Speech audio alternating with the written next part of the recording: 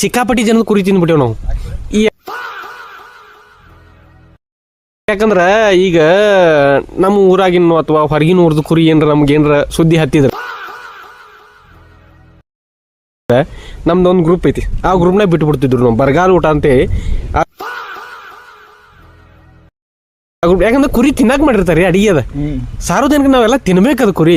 ಹಿಂಗಾಗಿ ನಾವು 30 ರೂಪಾಯಿ ಪೆಟ್ರೋಲ್ ಹಾಕೊಂಡು ನಮ್ಮ ಸೋಮು ಅವ್ರಾಗಿರ್ಬೋದು ಮತ್ತೊಬ್ಬರು ಬೆಂಗಳೂರ ದುಡ್ಯಾಕದಾರಿ ಅವ್ರ ಫಿಶರಿಂಗ್ ಆಗಿರ್ಬೋದು ನಾವೆಲ್ಲ ಹೋಗಿದ್ವಿ. ನಮ್ದು ಎಮ್ಮೆಟಿ ಇತ್ರಿ ಹಳೆಯದ 30 ರೂಪಾಯಿ ಪೆಟ್ರೋಲ್ ಹಾಕೊಂಡು ನಾ 30 ಅವ್ನು 30 ಹಾಕೊಂಡು 60 ರೂಪಾಯಿ ಮಾಡಿ ಹೋಗ್ಬಿಡ್ತೀವಿ ಕುರಿ ತಿನ್ನಾಕ. ಈ ಸಾಧನೆ ನಿಮ್ಗೆ ಮಾಡಕ್ ಹೆಂಗ್ ಸಾಧ್ಯ ಆಯ್ತು?